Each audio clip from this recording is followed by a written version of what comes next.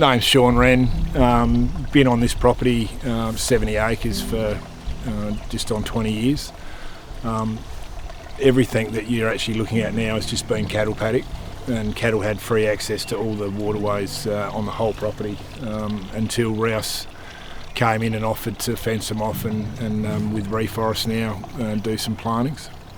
So it's been it's probably been one of the best experiences I think I've ever had on the property, and I just get, it's just growing in front of my eyes. It's just been so rewarding.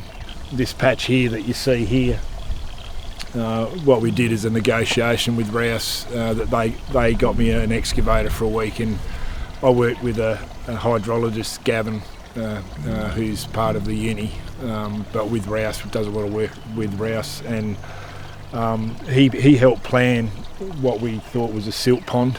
It grew a little bit from what we began with, but on the hill I needed to clean up my hill, which had some rocks in it, and little did we know just how many unbelievable big rocks we found. So we were able to harvest all these rocks and then use them in ways to be able to slow the water down as it comes down. And then this is a silt pond here. It's probably only about 1 metre deep at its deepest, just here, and then it steps right down the level to what was the natural dam over there. And you know, everything, the mitigation of erosion with core matting and rock placement, they came in almost immediately and planted out reeds and all sorts of water plants. We're really just starting to see the full growth of those right now. And also all of the dams and all of these ponds here are being planted out with lamandras as well as select areas going up the creek as well. So yeah, just the bird life, the natural part of what we're doing here without the cattle coming in and you know, plodding through and crapping in the water, but also just disturbing the soil underneath. It's just been amazing, and I actually find myself just wandering down here and just sitting and listening to the water and the frogs. We're starting to see wallabies, and we have, you know, we always had water birds, but nothing like we get now. We often see hundreds of water birds coming in, and obviously there's habitat for them to feed in here as well.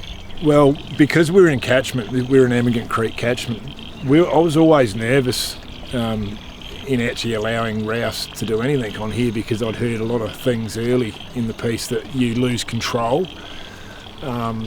So I always envisaged that we would do something with the waterways here. Like, we've got 2 spring-fed creeks that then feed into what is just a huge water catchment, which is the beginning of Emigrant Creek on our property. So it really is just a water park. And so when they came and offered, you know, grant money and said we can help you fence, and then also we've got thousands of trees that we're going to plant at you know, under the grant scheme. I mean, it was just a no-brainer. Some of the trees are 8-9 metres tall, and they're not even 3 years old. What we see here, and the trees that you actually see here, were only planted last September, so they're only what are they now, 8 months old. You can have your designated agricultural areas and intensively farm them if you really want to, but you can also run that really closely to what is returning this place back to what it was. You know, it's amazing. Yeah. In a way, I see this as a legacy that Rouse will leave, right? But certainly I will. I'm very proud of what we've done here. I think the only thing that I could say is I am just so proud of the people that have done this, and I'm so thankful.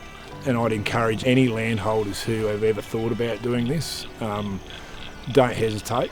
It is just a magnificent, and the professionalism and the way that Rouse and especially Reforest now have done their work. It's been an amazing experience.